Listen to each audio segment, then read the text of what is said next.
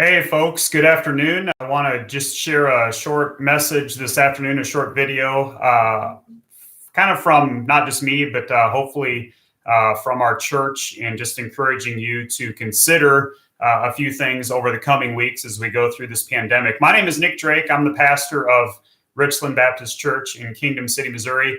And really the purpose of this short video this afternoon is to encourage you to do three things for your church family during this pandemic. Specifically, of course, I'm addressing our church family here in Kingdom City, but I think hopefully this will apply to any churches, any believers that are part of churches as we go through this difficult time and kind of uncertain time. The first thing, of course, and this should go without saying, is to pray. I think we are reminded during this time of the importance to pray for one another. We have a prayer list. We have a prayer chain with our church. And if you're not receiving those emails, please let us know. You can comment on this video with your email address. You can message us on Facebook or on our website, myrichland.org. Let us know if you're not getting the prayer emails and you would like to get those, or if you would like to be contacted in some other way with prayer updates, because there are a lot of needs that need to be prayed for. And so this is a great opportunity as we're kind of stuck maybe with more time on our hands, not doing some of the things we're accustomed to doing. We can spend more time praying for one another. And so that's one way that we can really bless our church family, is to pray for one another. We should always be doing that, but especially right now during this time, it's a good reminder that we can really focus on that. And so pray for those in your discipleship accountability group. Pray for those in your family group, your Sunday school class.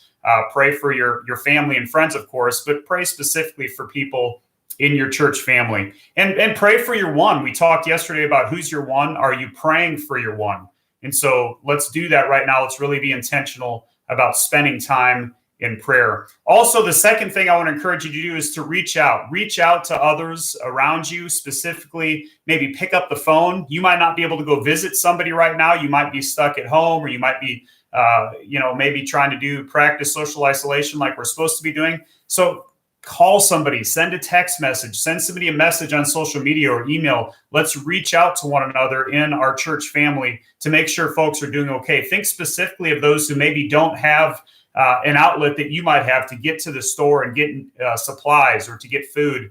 If you know of somebody that doesn't have that opportunity, or maybe is less likely to have that opportunity because they're more prone to the illness, I would encourage you to reach out to them. We can't do this apart from one another. And so even though we're not able to spend time together face to face, this is a great opportunity to reach out to one another during this time. So pray, reach out to each other, and then finally continue to give. These are hard times, but the ministry of the church and the needs of the church don't cease. We still want to support our missionaries, our mission offerings, things like our Annie Armstrong Easter offering, which we're in the middle of kind of taking right now. We want to continue to worship God through giving faithfully. The calling on our lives as believers doesn't end or cease or halt, come to a pause in the midst of a pandemic. And so we want to continue to seek God through his word and continue to pray, continue to be a church with one another. And in whatever way is possible, we want to continue to give